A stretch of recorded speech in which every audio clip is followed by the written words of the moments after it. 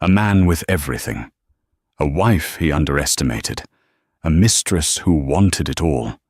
But on the shimmering waters of Miami's Biscayne Bay, one proposal built on a mountain of lies is about to crash against a truth made of glass and steel. He gathered hundreds of people on a lavish yacht to publicly divorce his wife and propose to his new love, pointing to a stunning oceanfront villa as their new home. He thought he was securing his future, a future of passion and power. He was about to find out he wasn't even a guest. He was just a trespasser on his wife's property. Arthur Vance believed the world operated on a simple principle: momentum. He was a man of perpetual forward motion. His firm, Vance Capital, hadn't just weathered market storms, it had harnessed them, turning chaotic energy into brutal, beautiful profit.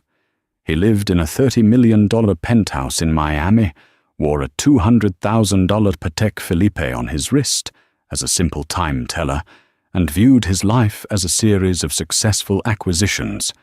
His greatest acquisition, and his most frustratingly static asset, was his wife, Eleanora Hayes Vance. To Arthur, Eleanora was a portrait he had bought, admired, and then grown tired of. She was old money, the quiet, unassuming daughter of the reclusive Hayes family. He had married her a decade ago, seeing her as the final piece of his ascension.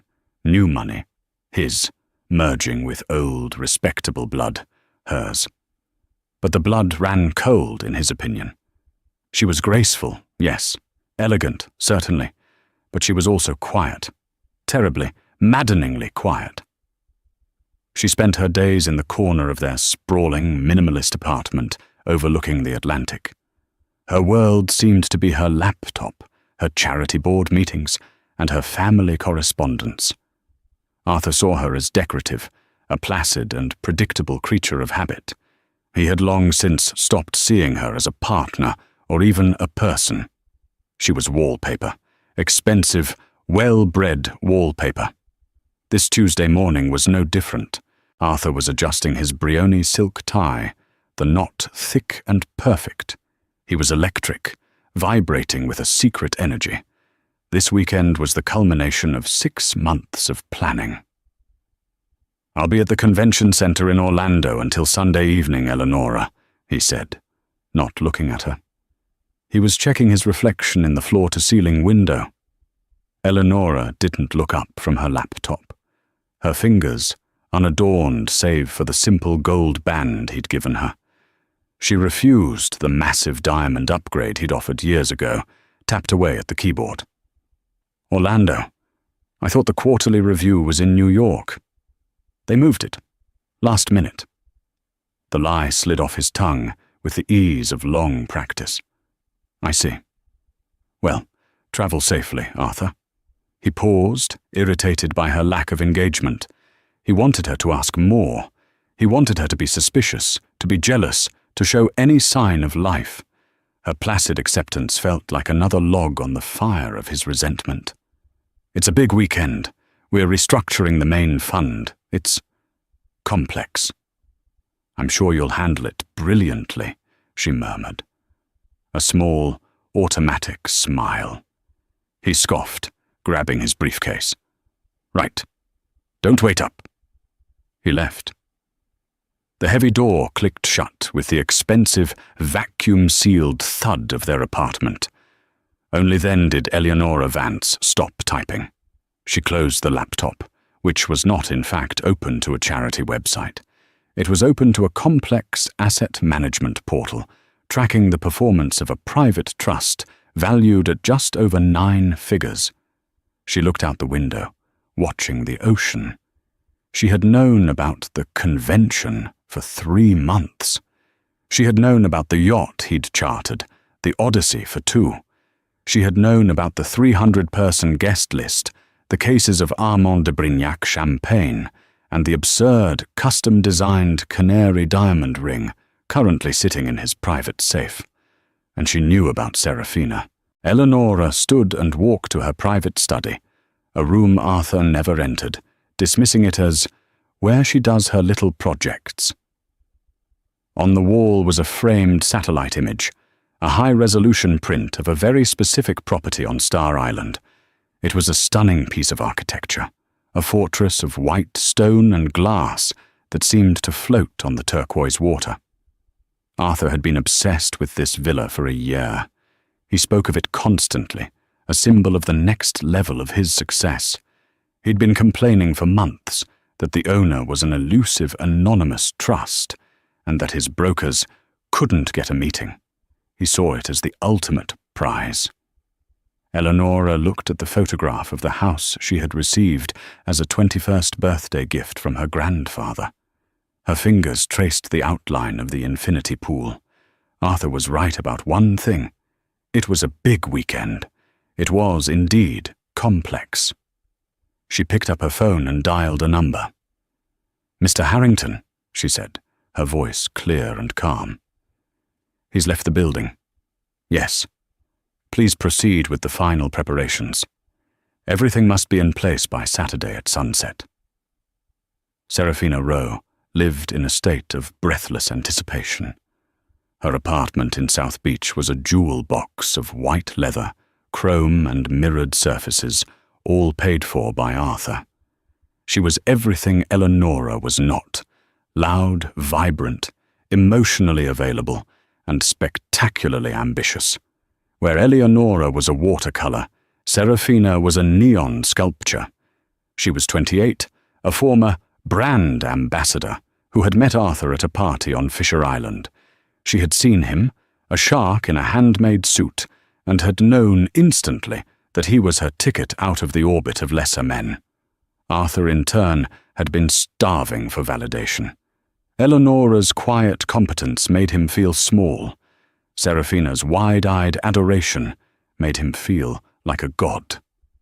"He's a genius, you know," Serafina was telling her stylist, who was busy steaming a crimson, floor-length gown. "He's not just a money guy. He sees the future, and he says I'm his muse." The stylist, a man named Antoine, nodded placidly. "Of course, darling. This red is going to be magnificent against the ocean." Serafina's phone buzzed. Arthur. Her heart did a familiar leap. He's on his way. The eagle has left the nest. She smiled. The eagle. It was their silly code name for him. The nest was the cold, sterile penthouse he shared with the Ice Queen. "I can't wait to see you, my king. I'm practically vibrating. Get ready for your new life, Serafina. Everything we talked about. It all starts Saturday." She threw her phone onto the plush bed and shimmied into the red dress. It fit her like a second skin, dramatic and demanding of attention. This was her night. Their night. Arthur had explained the plan in meticulous detail. It wasn't just a party. It was a statement. He was tired of hiding, tired of living a half-life. He was going to gather everyone who mattered in his world, his partners, his rivals, the financial press, on the biggest yacht he could charter. He was going to make a speech, a toast to authenticity and passion. And then he was going to call her up. "He's going to propose, Antoine," she whispered, her reflection in the mirror looking back at her with manic brightness. "He propose?" Antoine paused, steamer in hand. "But darling, isn't he, tethered?" "Tethers can be cut," Serafina said, a sharp edge to her voice. "He's handling that. He said he's ending it. This party. It's our coming out. It's his way of telling the world that I'm the one. Not her." She walked to her vanity, picking up a framed photo.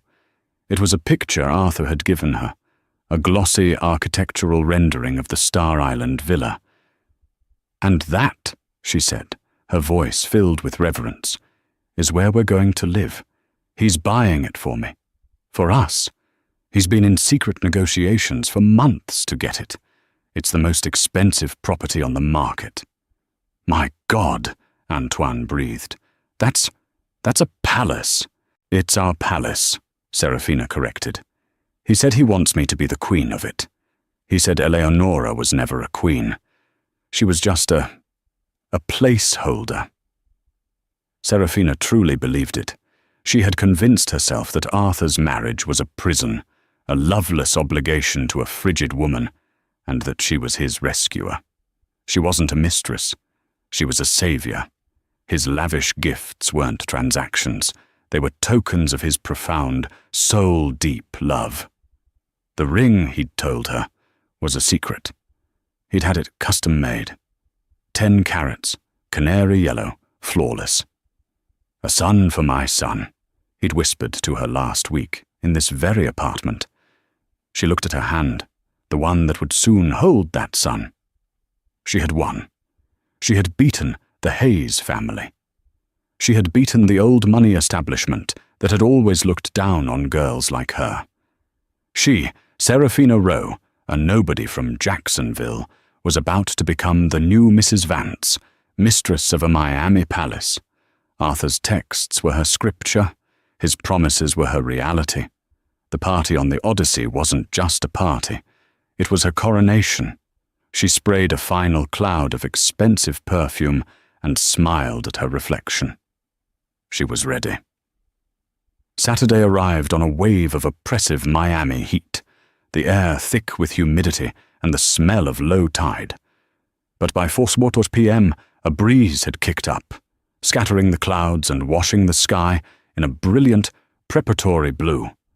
The marina was a forest of white masts and gleaming fiberglass. And then there was the Odyssey. It was less a yacht and more a floating monolith, a 250-foot monument to Arthur's ego, chartered for the weekend at a cost that would make a small nation wince. A red carpet ran down the dock. A string quartet was playing Vivaldi on the aft deck.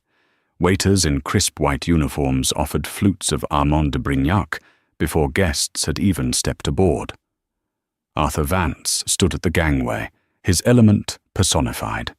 He wore a custom-made linen suit, open-collared, a deep tan setting off his predator's smile. He greeted his guests with hearty handshakes and backslaps. "Richard, good to see you. Glad you could make it. Senator, a pleasure. The bar is open, please. Henry, my man, wait till you see what we have planned." The guest list was a carefully curated collection of power. There were hedge fund rivals, real estate tycoons, a compliant senator, several venture capitalists, and a handful of journalists from financial papers, all lured by the promise of a major announcement. They were the new money crowd, the sharks and the barracudas of South Florida, people who respected only 2 things, wealth and audacity. Arthur was about to show them he had an excess of both. Eleonora was, of course, absent. Arthur had fielded a few token inquiries. "Where's Eleonora tonight, Arthur?" asked Mrs. Henderson, the wife of a banking rival. "Ah, tied up with her charities. You know Eleonora, always saving the world," he'd replied with a dismissive chuckle, which his circle returned. They all knew the score. They saw Eleonora as he did, a relic. At 5 p.m., the lines were cast, and the massive yacht began to move, its engines a low, powerful thrum. It slid out of the marina and into the wide, turquoise expanse of Biscayne Bay. The music shifted from classical to a pulsing, expensive-sounding deep house. The atmosphere was electric. Arthur felt invincible. Every piece was in place. Below deck, in the lavish master suite he'd claimed, Serafina was making her final preparations. She had arrived separately, smuggled aboard hours earlier to maintain the surprise. She was texting him frantically. "Is it time? Are they all there? I'm so nervous, my hands are shaking." Arthur smiled and typed back, "Patience, my love. Greatness takes time. I'll send for you at sunset. Just be ready to change your life." He put his phone away and took a deep breath, scanning his domain. 3 decks of people drinking his champagne, eating his food, all waiting for his next move. He was the director, the star, and the producer of this blockbuster. He signaled to the captain. The yacht continued its slow, deliberate path, heading for the necklace of artificial islands that housed the most expensive real estate on the planet. As the sun began to dip, painting the sky in violent streaks of orange and purple, the Odyssey slowed its engines. It came to a stop, anchoring in the calm water, just a few hundred yards off the shore of Star Island. It was positioned perfectly. To the port side, the main deck offered an unobstructed, breathtaking view of one property in particular, the glass and stone villa, the one Arthur coveted. In the dying light, the house's internal lights had flickered on, illuminating it from within like a spectacular lantern. It was magnificent. "Wow," murmured one of his partners. "Look at that place. I heard the owner is some anonymous trust, hasn't been on the market in 30 years. "Everything has a price, Robert," Arthur said, his voice smooth and confident. He tapped his champagne flute with a knife. The music faded, the chatter died down. 300 pairs of eyes turned to him. He was standing on a small, raised platform, a microphone in his hand. The golden hour light hit him perfectly. This was it. "Friends, partners, colleagues," he began, his voice booming over the state-of-the-art sound system. "Welcome. Thank you for joining me." He raised his glass. "We are here tonight to celebrate the future. We are all people who make things happen. We don't wait for permission. We don't honor traditions just because they're old. We honor passion. We honor truth. We honor authenticity." He paused, letting the words hang in the salty air. This was the part he'd rehearsed. "For the last decade, many of you have known me as one half of a stable partnership, a traditional marriage. But tradition," he leaned in, his voice dropping to a conspiratorial rumble, "can be a cage, a beautiful, gilded cage, but a cage nonetheless, a cold cage." A few people shifted, glancing at each other. This was more than a business announcement. This was drama. "I've come to realize," Arthur continued, "that life is too short to live in a gilded cage. It's too short to live without true, burning passion. It's too short to be with someone who sees life as an obligation and not an adventure." He was eviscerating his wife in public, and he was loving every second of it. "So tonight I'm breaking free. I am ending that chapter of my life. I am choosing adventure. I am choosing passion. I am choosing a partner who inspires me, who challenges me, and who loves me with a fire that matches my own." He signaled to his assistant, "And I'd like to bring her out here, right now." The crowd parted. Serafina emerged. The red dress was a slash of color against the twilight. She was stunning, her smile bright and tearful. She walked to him, taking his offered hand. The crowd erupted in a mixture of applause and shocked whispers. Arthur turned to her, his back to the villa, his face to his audience. "This is Serafina Rowe. She is my future." The air on the yacht was suddenly still.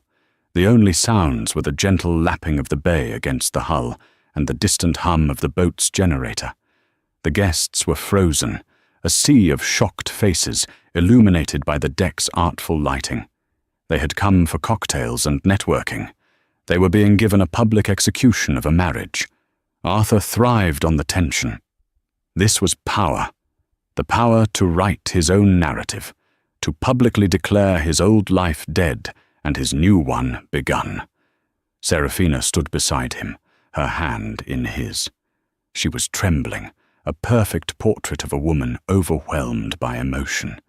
She had dreamed of this moment, of being chosen, of being elevated in front of all the people who had dismissed her as Arthur's girl. Arthur held her hand aloft. "Many of you," he said, his voice dripping with false sincerity. will judge this. You will call it scandalous. You will whisper about propriety and duty. But I call it living. I chose to stop performing a life and to start living one. Eleonora and I, we were a business merger, an artifact. This is a soulmate. He looked deep into Serafina's eyes. She was crying now, tears of genuine joy tracing mascara down her cheeks. Serafina, he said, his voice softening, you found me in the dark. You reminded me what it felt like to be alive. You didn't want my name or my money. You wanted me. A few of the more cynical investors present barely suppressed a smirk, but Serafina's belief was absolute. She nodded, weeping. And so, Arthur said, reaching into his pocket. The collective gasp was audible. This was moving faster than anyone had anticipated. He pulled out a black velvet box. He turned, guiding Serafina so they were both facing the crowd, but more importantly, perfectly silhouetted against the magnificent villa on Star Island. The symbolism was as subtle as a sledgehammer. Out with the old, cold estate. In with the new, blazing passion. I've been planning this new life for us, my love. A life worthy of your fire. A life where we can be free. He dropped to one knee. The cameras came out. Dozens of smartphones, held by some of the most powerful people in Florida, were raised to capture the moment. This would be on every gossip blog and social media feed by morning. It was exactly what Arthur wanted. Serafina Rowe, he boomed, you are my sun, my fire, my odyssey. I'm a free man, and I want to spend the rest of my life, every single day, proving I am worthy of you. He opened the box. The ring was astonishing, a massive, rectangular canary diamond, flanked by two equally impressive white diamonds. It caught the deck lights and shattered them into 1,000 pieces. It was a statement of obscene wealth. Will you marry me, Serafina? Her answer was a choked, ecstatic sob. Yes! Oh my God, yes, Arthur! He slid the ring onto her finger. It was a perfect fit. He stood, pulling her into a kiss that was less about love and more about possession. The crowd, sensing the finale, burst into applause. The music swelled again, this time a triumphant orchestral piece. Waiters flooded the deck, refilling glasses. Arthur let Serafina go, but kept his arm locked around her waist. He turned her to face the villa. You see that, my love? He shouted over the music, pointing to the glass palace glowing in the twilight. You see our new home? Serafina stared, her hand over her mouth. Arthur, it's the one from the picture. The very one, he beamed, taking the microphone again. His guests were all watching, mesmerized. A few of my partners, he announced, know I've been trying to acquire this property for a year. The owners were difficult. An anonymous trust, playing hard to get. He chuckled. They didn't know who they were dealing with. I don't take no for an answer. Not in business, and not in life. He raised his glass. As of last week, my final offer was accepted. It's the most expensive residential sale in Miami-Dade County this year. This drew gasps of real respect. That was a serious power move. I give you our new home, he declared. A palace for my queen. He pulled Serafina into another kiss, and this time he motioned for his personal photographer. Get this shot, Miles. Her, the ring, and the house in the background. Perfect. Serafina, ecstatic, held up her hand, the yellow diamond flashing. In the background, the villa stood, magnificent and silent. It was the perfect photograph, the perfect moment, the perfect start to their perfect life. Arthur Vance had never felt more powerful, more in control, or more completely, utterly, and apocalyptically wrong. The thrum of the music, the excited chatter of the guests, the clinking of glasses. It all stopped. Not at once, but in a slow, domino-like cascade of silence that started at the stern and spread across the deck. The cause was a new sound, one that didn't belong to the party. It was the deep, throaty growl of a high-performance engine slicing through the water. Arthur looked up, annoyed. His perfect moment was being interrupted. "What the hell is that? Tell the captain to wave them off. This is a private—" His words died in his throat. Emerging from the darkness, a smaller boat was approaching the Odyssey. It wasn't a Coast Guard patrol or a lost fisherman. It was a 1960s-era Riva Aquarama, a vessel of such iconic, understated elegance that it made Arthur's mega-yacht look like a gaudy block of flats. The boat was all polished mahogany and gleaming chrome, cutting through the water with the effortless grace of a swan. It slowed, idling just off the yacht's starboard side. A spotlight from the Odyssey's security detail automatically snapped on, illuminating the smaller boat. "Sir?" The captain's voice crackled over Arthur's earpiece. "There's a vessel here. They are requesting permission to board. They say they have an appointment." "An appointment? With me?" Arthur was furious. "I have no appointment. Get rid of them." "Sir, the passenger," she insists. "She says her name is Mrs. Vance." The blood drained from Arthur's face. He turned to the rail. In the spotlight he could see her. It was Eleonora. She was not in tears. She was not wearing a bathrobe and slippers, roused by a panicked call. She was wearing a stunning, tailored navy blue Armani pantsuit. Her hair was pulled back into a severe, elegant chignon. She looked, Arthur thought with a jolt of primal fear, like she was about to liquidate a company. Beside her sat a man in a conservative suit, holding a thick leather briefcase. Mr. Harrington, her family's ancient lawyer. "Lower the gangway," Eleonora's voice, calm and clear, carried across the water. It was not a request. "Arthur, what is she doing here?" Serafina hissed, her hand instinctively covering the massive diamond. "You said you told her." "I did," Arthur snapped, his mind racing. She must have tracked me. She's here to make a scene. The crazy. Don't let her rattle you." But he was rattled. This was not the placid, defeated woman he had left in the penthouse. This was a stranger. The crew, confused and intimidated, lowered the small side gangway. Mr. Harrington stepped aboard first, then offered his hand to Eleonora. She stepped onto the deck of the Odyssey with the confidence of an owner, not an intruder. She walked directly toward the center of the party. The 300 guests parted for her like the Red Sea, their shocked, silent faces turning from Arthur to his wife. Eleonora stopped a few feet from Arthur and Serafina. Her eyes were cold, assessing. She didn't look at Arthur.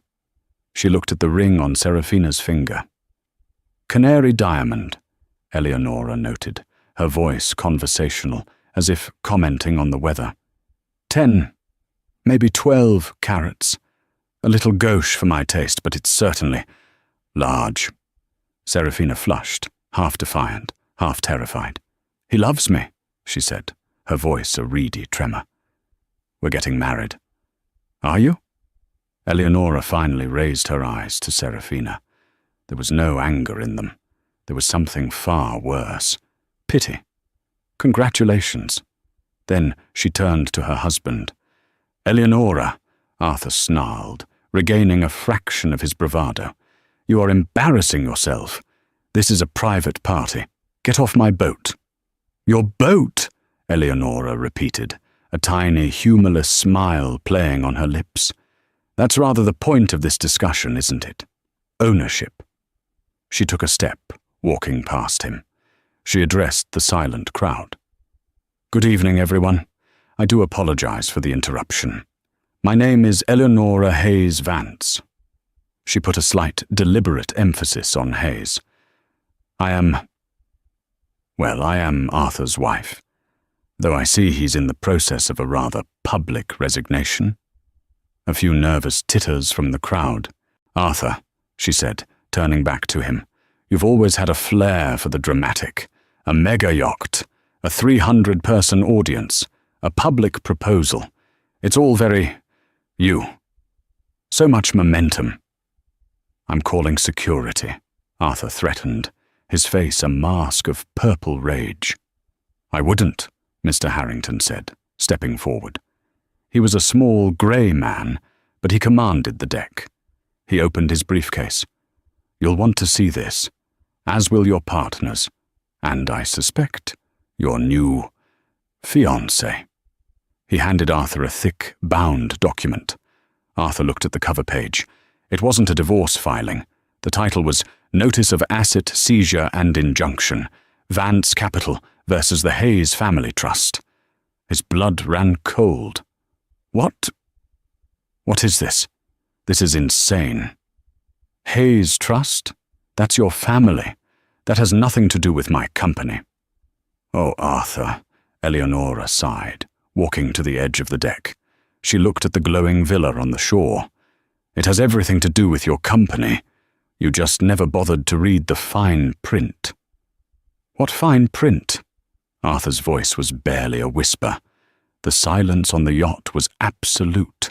Every guest was leaning in. Every phone was recording. The fine print on our pre-nuptial agreement, for one, Eleonora said, turning back to him. The one you were so proud of. The one your high-powered lawyers drafted to protect you from the old money leech. You were so concerned with protecting your future earnings, you barely paid attention to the clauses about marital assets and seed capital. Mr. Harrington stepped forward, his voice as dry as old paper. Mr. Vance, 10 years ago, when you founded Vance Capital, you were leveraged to the hilt. You were 3 weeks from defaulting on your commercial loans. You were, to put it plainly, failing. That's a lie, Arthur spat. Is it? Eleonora's voice cut through his. I remember it distinctly.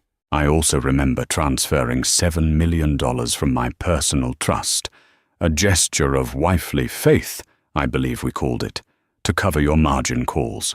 You told me it was a loan, and you'd pay it back. Arthur's mind was racing, trying to find the angle. I did pay it back. I paid it back with interest. You paid back the principal, Mr. Harrington corrected, but you neglected the clause my office inserted, the Hayes-Vance Capital Clause. It stipulated that the $7 million was not a loan, but a priority equity investment. An investment that entitled the Hayes Trust to a 49% stake in your holding company, Vance Capital. Should you ever, how did we phrase it, fail to act in good faith as a marital partner. Arthur's face went white.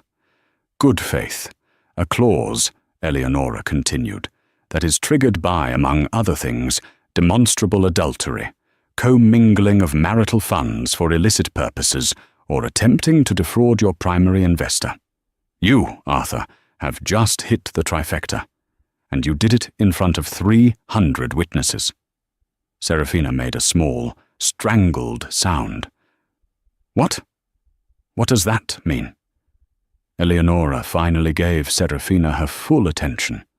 It means, my dear, that the company your fiancé used to buy you that very impressive ring is, as of this moment, 49% mine.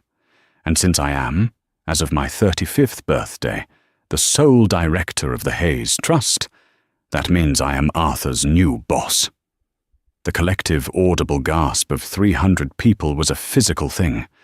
You bitch, Arthur breathed, lunging at her. He was stopped not by security, but by the 2 SEC agents who had come aboard with Mr. Harrington and who had been standing quietly by the gangway. They flanked him instantly. I wouldn't, Mr. Vance, one said, his badge flashing. We're just here to observe the civil injunction. Arthur froze. Eleonora hadn't even flinched. But the house, Serafina whispered, her face ashen, the big diamond on her hand suddenly looking like a prop. Arthur bought the house. He said the sale closed. It's ours. This was the moment. Eleonora turned from her husband and looked at the beautiful, weeping young woman. This is the part I truly find disappointing, Arthur, Eleonora said, her eyes now on him. You lied to her, too. She pointed to the villa. You told her you bought that house. You told your guests you'd been in a tough negotiation with an anonymous trust. Arthur, what is the name of my family's trust? Arthur's jaw worked, but no sound came out. It's called the Hayes Family Trust, Eleonora provided. It has owned that property since my grandfather, Robert Hayes, built it in 1964. It has never been for sale. It will never be for sale. She took a step closer to Serafina. He wasn't negotiating to buy it. He was trespassing. The broker he was talking to. An investigator from Mr. Harrington's firm. The offer he made. A detailed account of every dollar he's been siphoning from his company to fund his new life. Evidence, if you will. Serafina looked from the house to Arthur, the realization dawning in slow, horrifying waves. You didn't buy it. He couldn't, Eleonora said gently. It's mine. I'm spending August there. I was just having the pool retiled. The humiliation was total. It was a perfect, silent void. Arthur Vance, the king, the shark, the master of the universe, was standing on a chartered yacht he could no longer afford, next to a mistress to whom he had proposed with a ring bought with his wife's money, pointing at a house he didn't own. You, Arthur was sputtering.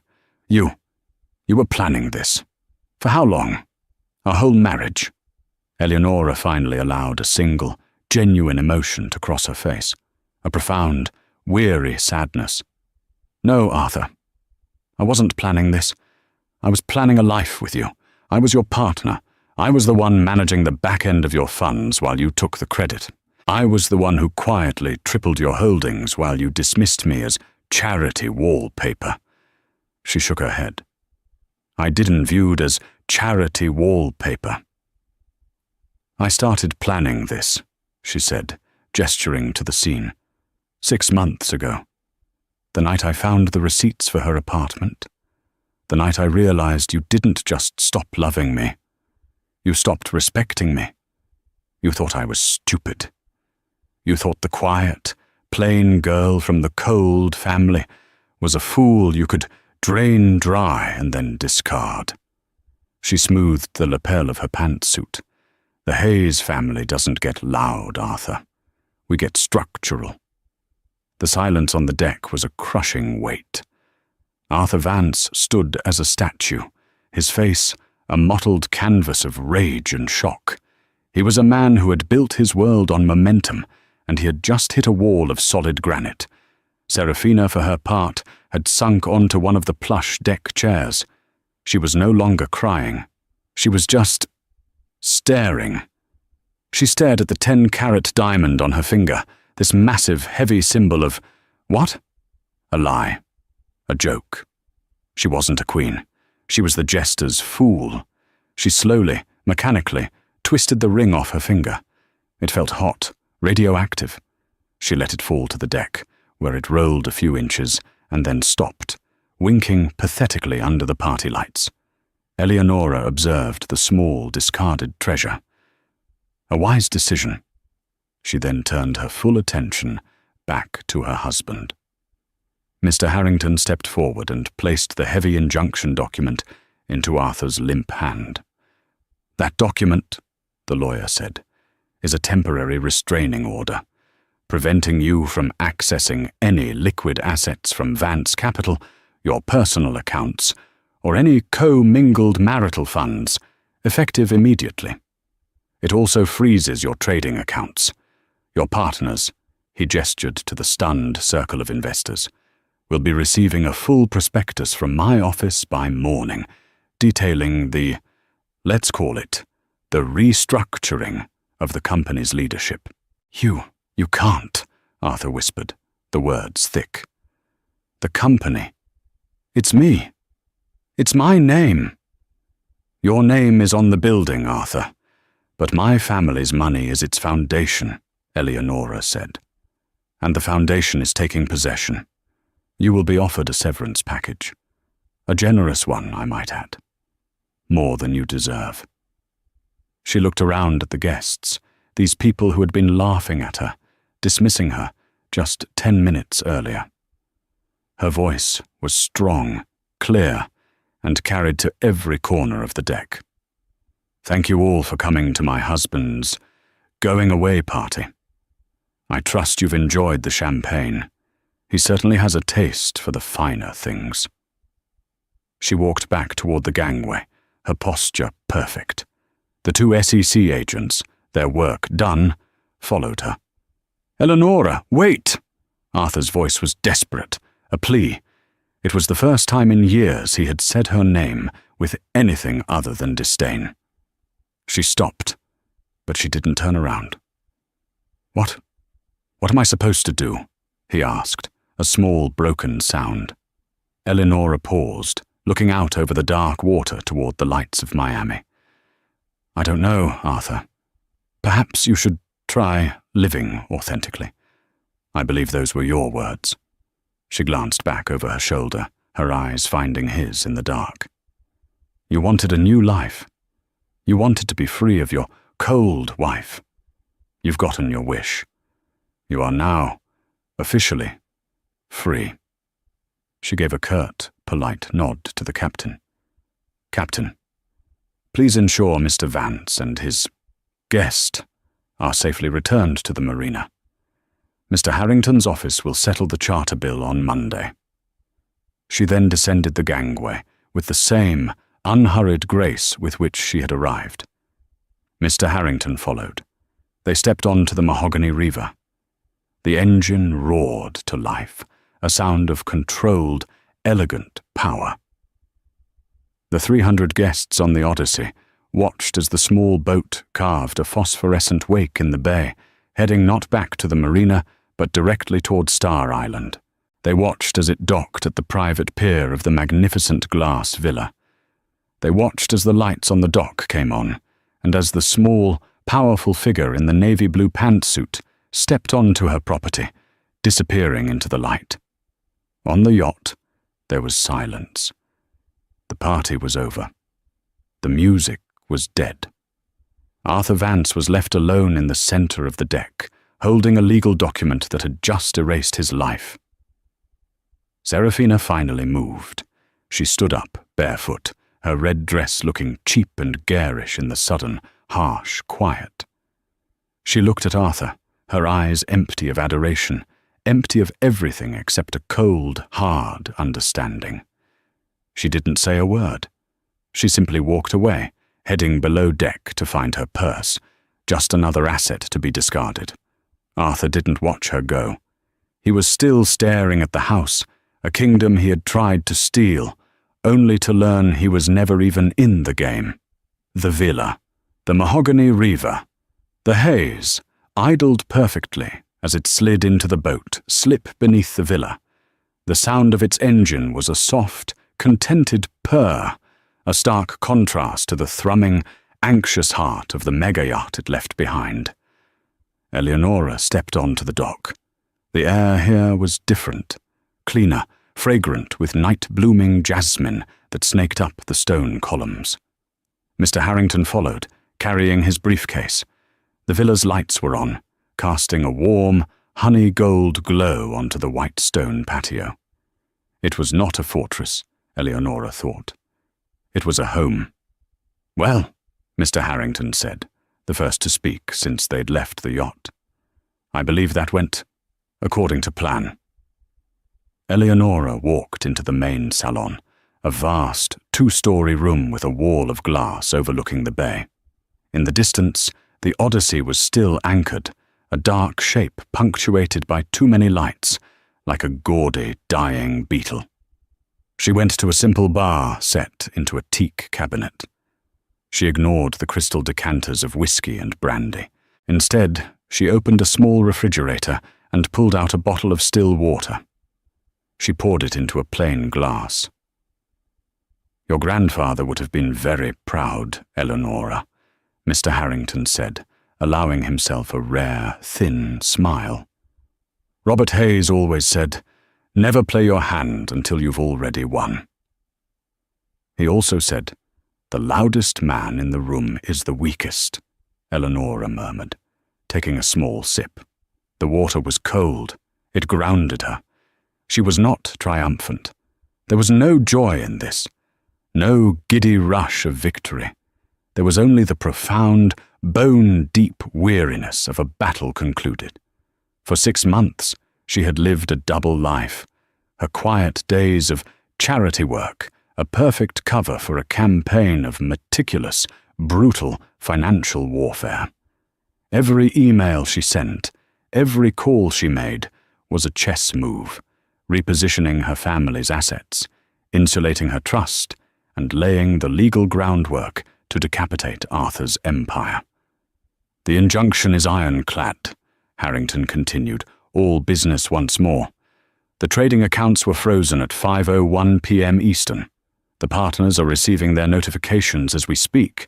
The first wire will detail the Hayes Trust's emergency invocation of the 49% priority equity clause. The second will be a call for an emergency board meeting, Monday at 9 a.m., with you as interim chair." "And the penthouse?"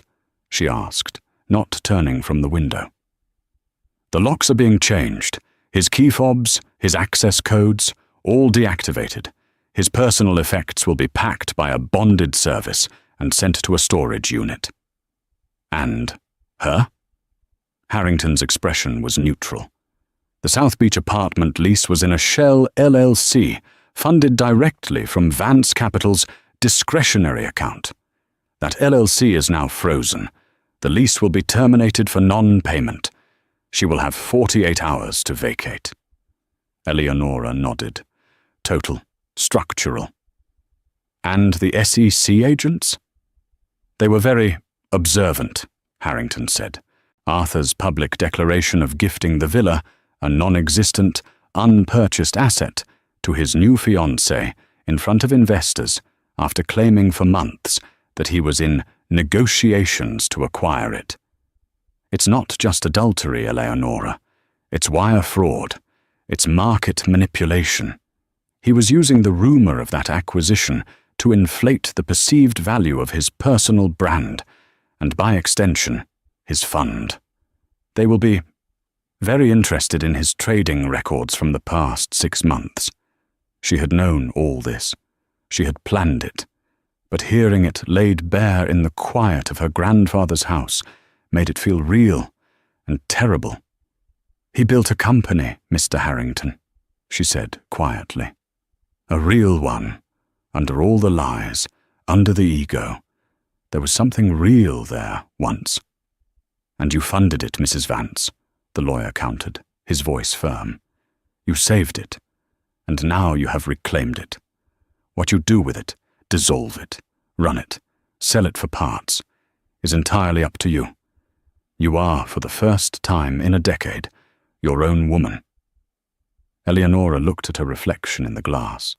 The quiet, mousy wife was gone. In her place was a woman she barely recognized, a woman in a power suit, with eyes that had seen the blueprint of her husband's betrayal and drawn a better one. She was the new monarch, and the crown felt impossibly heavy. The yacht back on the Odyssey. The silence was a disease. The string quartet had packed up and fled on a crew boat.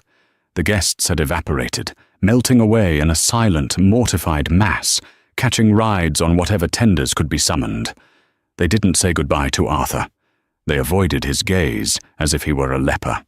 His social and professional destruction had been so total, so absolute, that they were terrified to be caught in the blast radius.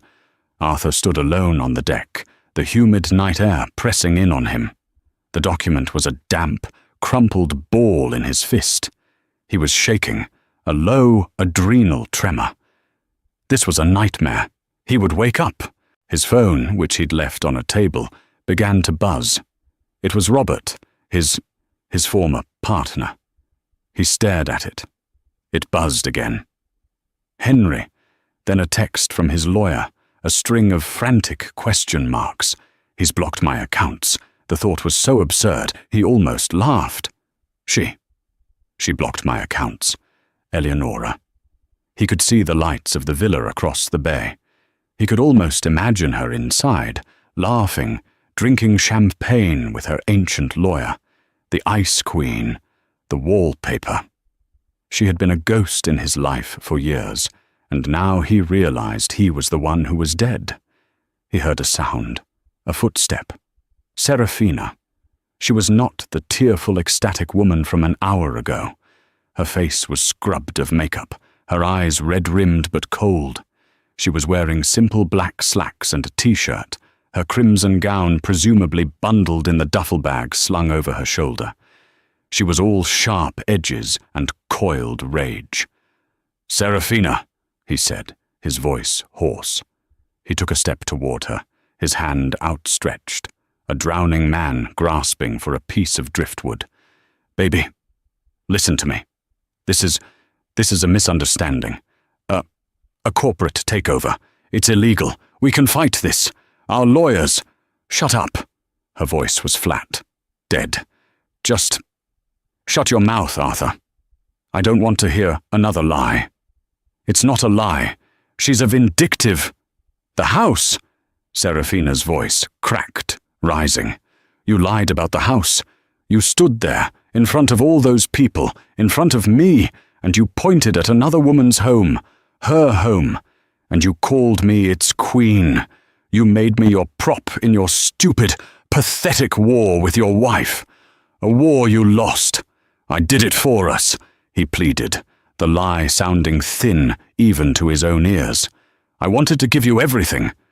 You wanted to show me everything," she corrected, her voice dripping with a venom he had never heard. "You wanted an audience. You wanted someone to adore you. You didn't want a soulmate, Arthur. You wanted a mirror, and I was stupid enough to reflect you." She walked past him to the crumpled ring still lying on the deck. She stared at it. "A son for your son," she whispered. She kicked it. The massive diamond skittered across the deck and disappeared over the side with a tiny, unsatisfying plip into the dark water. Arthur gasped. That was $12 million. "It was hers," Serafina hissed. "It was never yours to give. Just like the apartment. Just like the car. Just like everything." She turned to him, her face a mask of cold clarity. She was a survivor. She had attached herself to a shark, believing he would protect her. Now she saw he was just a remora, attached to a far greater predator. And that predator had just shaken him loose. "I have one question," she said. "The apartment. Is the lease in your name?" Arthur's silence was her answer. "Right," she said, nodding to herself. She slung her bag higher on her shoulder. "Captain," she yelled toward the bridge, "I am a guest on this. Is this boat? I demand to be taken to shore. Now. Alone." "Serafina, don't do this," Arthur begged, grabbing her arm. "Where will you go? You have nothing." She wrenched her arm free, her nails digging into his skin. "I've always had nothing, Arthur. The difference is, now I know it." She looked at him one last time. This man she had worshipped, this god who had been revealed as a hollow statue. "You didn't just lose your money, Arthur. You lost everything. Because you had everything. You had a woman who was a queen, and you threw her away because you were too stupid and too arrogant to see it." She turned and marched to the gangway, where a crew member was dutifully lowering a tender. The marina. The long, slow ride back to the marina was a journey through hell. The Odyssey was no longer a symbol of power. It was a barge of shame. The crew, now just doing their jobs, avoided him. They docked. The red carpet was gone. There was no one waiting. Arthur Vance stepped onto the solid ground of the marina. His linen suit was wrinkled, stained with a drop of champagne. His phone was buzzing, a frantic, useless brick in his pocket.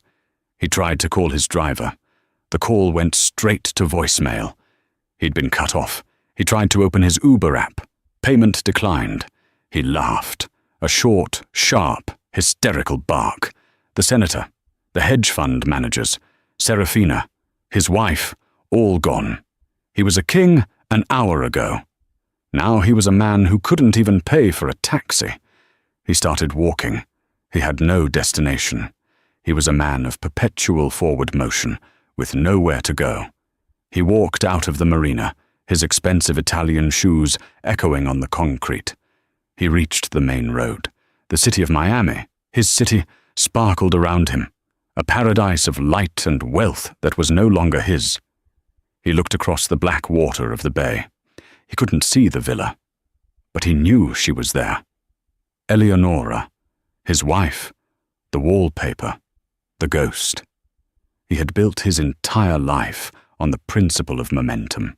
He had just learned, in the most public and brutal way possible, what happens when you underestimate the object you've been pushing against. Sometimes it doesn't just stop you. It pushes back, and it crushes you completely. He had spent his life acquiring things, only to realize, in one catastrophic night, that the only thing he'd ever truly owned was a $7 million loan from his wife. And the interest, he now understood, was everything. What a story. Can you believe the audacity of Arthur and the absolute, ice-cold brilliance of Eleonora Hayes Vance? She proves that the best revenge isn't loud, it's structural, it's legal, and it's total. What do you think Arthur and Serafina did next? Where do you go after a humiliation that public and that complete? Let us know your theories in the comments below. If you love stories of epic twists, poetic justice, and powerful women who refuse to be underestimated, then you have come to the right place. We hunt down the most incredible real-life dramas and bring them to you every single week. So, if you haven't already, don't forget to show your support by hitting that like button. Share this video with a friend who loves a good revenge story. And most importantly, click subscribe and ring that notification bell. You won't want to miss what's coming next.